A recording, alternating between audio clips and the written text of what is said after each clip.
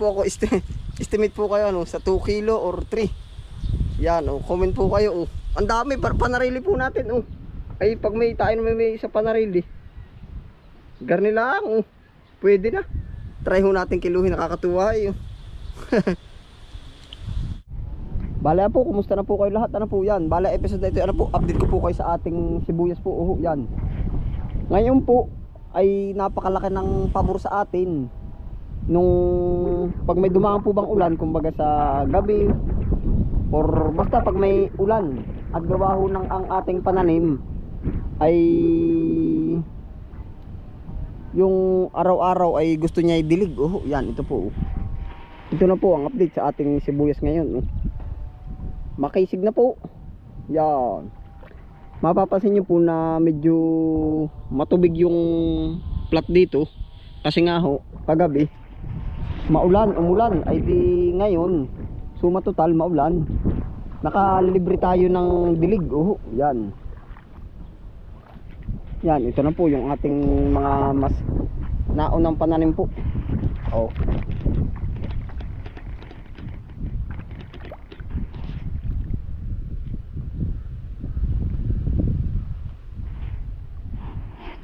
Ay ngayon ko rin lang po napagtanto na ganito ano. Ito po naman ay i-share ko lang sa inyo na minsan sa vlog ko may sinabi rin ako na kaya ang inalagaan natin ay sibuyas para makamenos tayo sa trabaho. Ay ngayon po pala yung aking iniisip na hindi ko pa rin sagad na experience ang pagtanim nito ay mali. Oh, yan. Diyan na po tayo mag-aano. Sa buong pagkakakala ko po na ang pag-alaga po ng sibuyas ay madali po kung sa madali. Kumbaga hindi gaano matrabaho. Ay maling-mali po pala yun sa iniisip ko. Oh. Na yan po pala ay maalaga. Oh. Kailangan siyang diligan maghapon. Tapos hindi man nakadilig, kagaya ho ngayon umulan, kailangan natin gahukan yung mga puno, ay mas maano po, mas maalaga pa sa kumpara natin sa ibang halaman. Na gana rin nga po ang sasabihin ko po sa inyo, na mahirap talaga magsabi ng diretso kung hindi pa natin nasusubukan. Ano ho, katulad ho nito, ay talaga kung halos simula po nung itinanim ito ay hindi ko na tinigilan ng dilig kung walang ulan. Tapos nung dilig, hindi po naman straight maghapunan. Kumbaga yun sa araw-araw dapat talaga siya mapuntahan natin. Para nag-alaga po ba ng baboy, hindi naman pwedeng kumbaga magat hapon dapat ating pakainin. Yang sibuyas po pala ay yun din ang pagkakatingin ko sa kanila. Pagkatapos ng dilig, kailangan sa mga every 4 days dapat magpataba. Tapos hindi pataba na po ano. Itong ganito po kalawak, medyo ano po, kumbaga kailangan pa ng gahok. Yun, hindi lang po dilig ang kailangan. Kailangan din po pala itong ano yung anong tawag dito, i-cultivate yung mga punuan. Yan. Kaya sabi ko po ay sa medyo ilang plat na rin po ito ay kailangan po ay matagal-tagal din po bang i-cultivate. Yan. Tapos mano-mano pa po yung ating gamit. Ganyan po pala ang ano ng sibuyas. Ay doon nga po pinagpapasalamat ko at ano, nakalibre naman tayo sa dilig kagabi. Yan. Ano, ang pagkakaakala ko dati ay pagkatanim ay yun na papatabaan. Ito pala may mga ganito pa. Yan, kino-cultivate po yan para yung mga ugat ay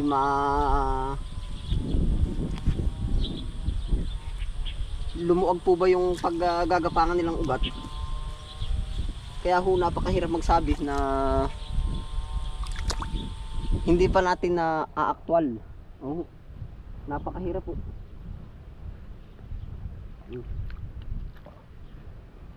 Mahirap magsabi na napakadali naman yan kung hindi pa natin na actual yan. Kailangan pa po itong ganituhin, kabuong taniman.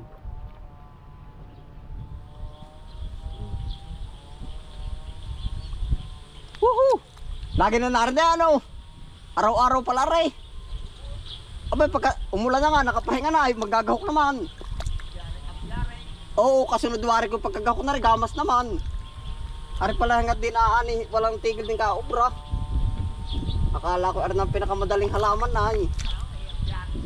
Abyadin pala ari.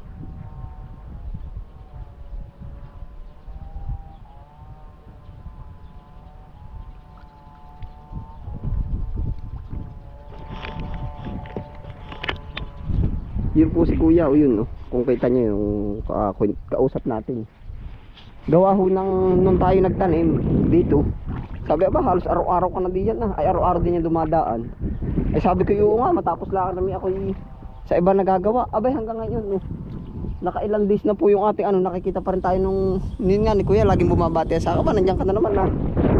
Ay sabi ko, ari pala araw-araw. Pagkatapos po ng cultivate, siguro ito gamas po naman, yung dadamuhan.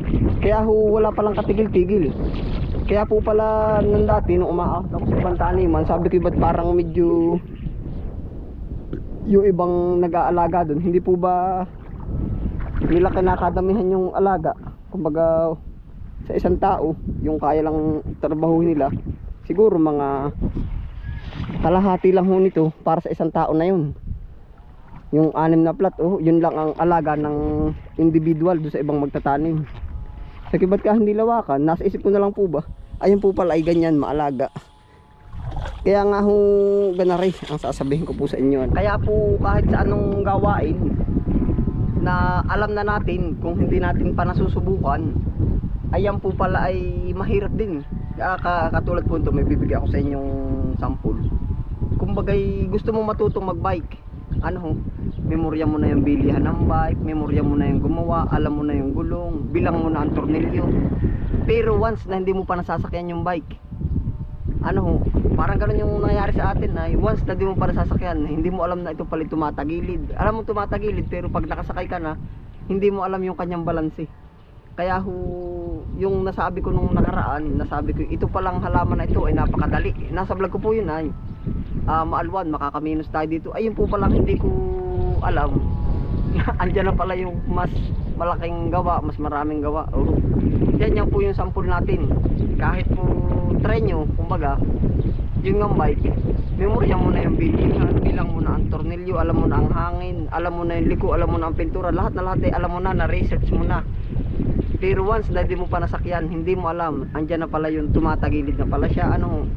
Kaya kumbaga di yun po ang magiging magtuturo din sa atin ay yung aral naman natin.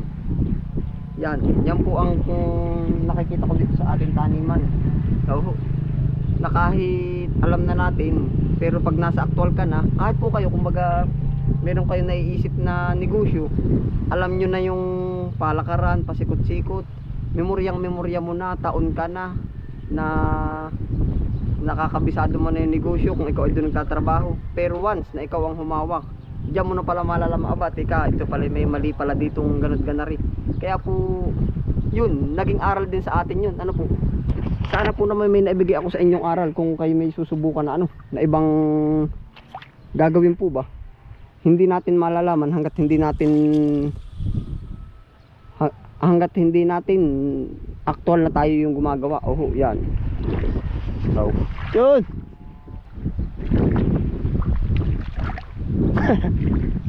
Ari po. Yan na yung ating pinaliwanag ko lang po sa inyo at gawa nga ng talaga biro. Trabaho. Maganda po naman ang natin, yung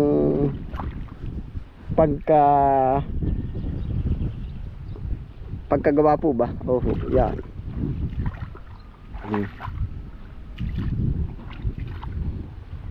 Siguro po pagka dumagdag man tayo ay hindi lang kadamihan uli, yung kaya lang ng ating gawain. Yan kasunod po naman ito mga damo. Yung maliliit na yan, diretso na yan maganda naman po ang naging resulta. Masama din po naman pag araw-araw ay ulan. Parang magtutunaw po iyan. Yung padalang-dalang po na ulan, ay pabor sa atin, no? Yun. Kapal na uli ng damo ay, yung hindi pa po tayo tatapos mag-cultivate hanggang doon sa dulo. Balik na naman tayo dito para sa mga damo, oh. Yun, no? Sana na may wag nang umabot. Oh.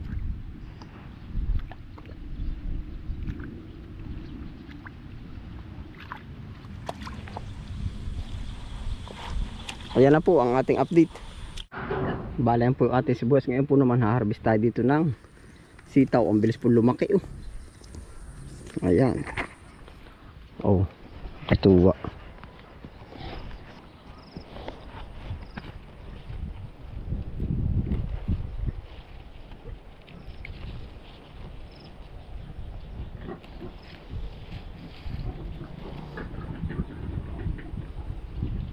Oh.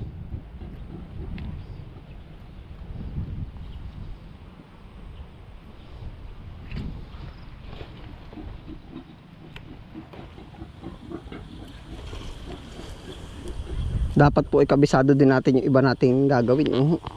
Iba pa rin po yung aktual kaysa sa inaral.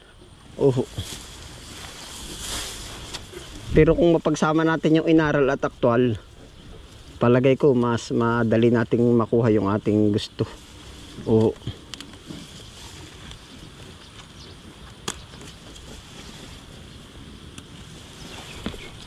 Ang dami. Haba pati na rin. Sitaw nating aray, oh.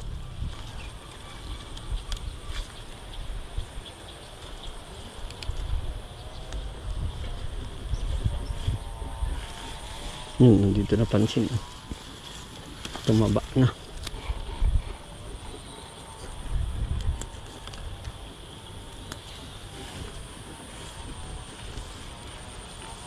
Ang kapal ngayon, dagsa. Kung ari napalawak ay, kung napalawak po ay tama. Ay pag po naman malawak ay minsan ay nasala din. Kaya hindi rin ho natin hawak ang ano, eh. Talagang kung tutuusin, tagasunod laan tayo, oh. Ang dami pong bunga, oh. Aba.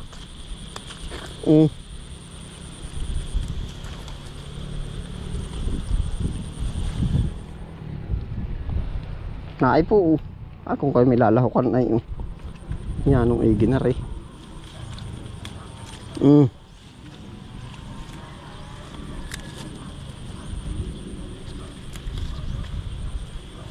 dami.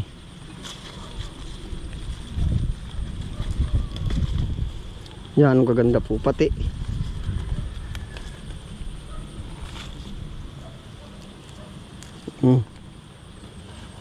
Aba.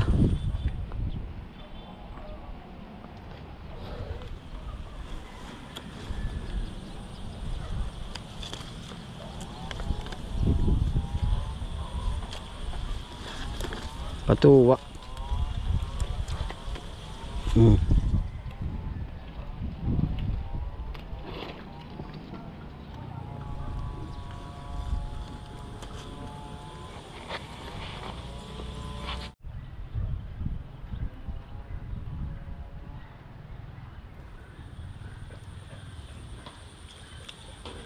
Pagkadaan po ngayong bunga.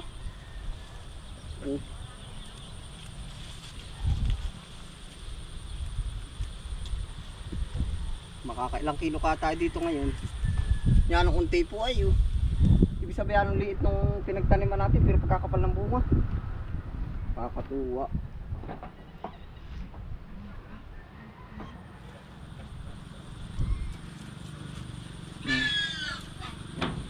Napakaunti ng tinaniman, ang daming bunga.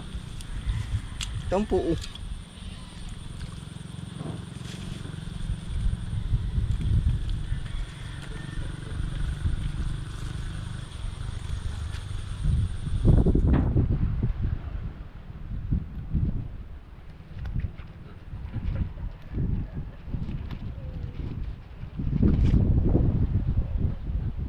Parang 3 bugkos po yung nakuha natin na gaytuan. Mapapakita ko po sa inyo lahat. Ang dami, oh. Patuwa.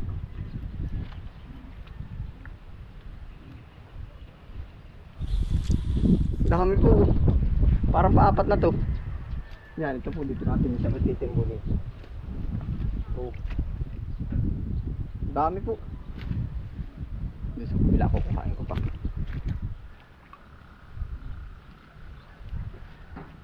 Oh. Try po nating kiluhin. Ano, ito po ay target natin ay pangkonsumo talagang, pero try natin kiluhin kung makakailan tayo. Ay talagang ano, ibig ko sabihin po ba ano, hindi kaya sa pangkonsumo lang. Talagang makakapag ano tayo, bahagi, binta.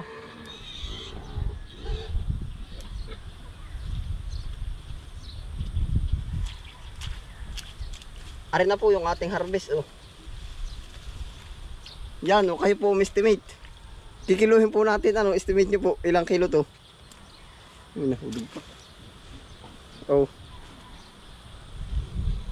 Awan ko kung di pa nababago ang farm gate ngayon. 100 plus ho ngayon eh. Pag po ako estimate po kayo ano, sa 2 kilo or 3. Yan oh, comment po kayo oh. Ang dami, panarili po natin oh. Ay pag may tayo may isa panarili. Garni lang oh. Pwede na. Try ho natin kiluhin, nakakatuwa eh. Yan oh, ang napakakaitid po ng pinagkuhaan natin yan oh. Yan lang oh. Ilang step lang siguro yan. Mga 20 step lang ho siguro ng ano, hakbang natin. Ang liit pero ang kapal po naman ng ibinunga oh. Ayan, ito na po yung kung nakita nyo yung tinanim natin ano. Yan, ang dami oh, bugso. Parang mas parang pa po sa next ano. Kasi oh, hindi pa po wala pa po sa part na yung gitna ng ating harvest. Opo, yan po dumadami sa bandang gitna. Oho. Yun, kiluhin po natin. Comment po kayo kung makakailan tayo yung ganito karaming bugkos oh. Bali yan po oh, try natin kiluhin.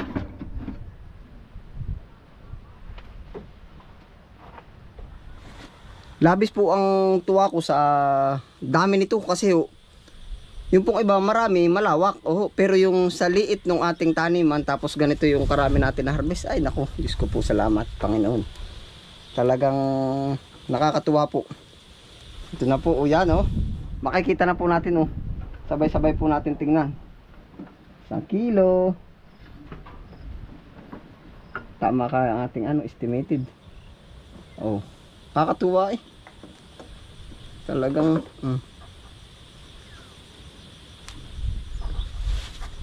nasa na yung kilo natin. Sabi ko po sa inyo ay 2 to 3. Haha, tama. Malapit na mag 3 oh. Ay nakakatuwa. Oh, ganda pa.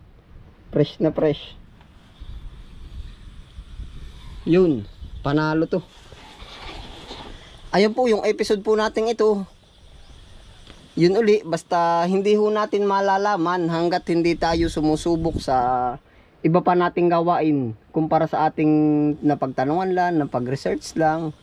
Ano, kaya ngayon po magiging aral na natin, kung gusto natin, try natin. Na hindi naman natin ikasasama. Ayun, ingat po ang lahat. So nakakatuwa po na nakaharvest tayo ng ganyan ano. Talagang kitang-kita yung ngiti sa atin eh. Gawa ho ng yung pang-ulam lang natin na halos 1/4 lang nag-times ano pa, time ilan yun? 1/4, 2, 8 kalahati. Nag 13 times yung tinitingnan natin na dapat harvest natin oh. Ayun, ingat po ang lahat. Ano po? Sana po namin may natin duli akong aral at yan. Ingat po ang lahat. Bye.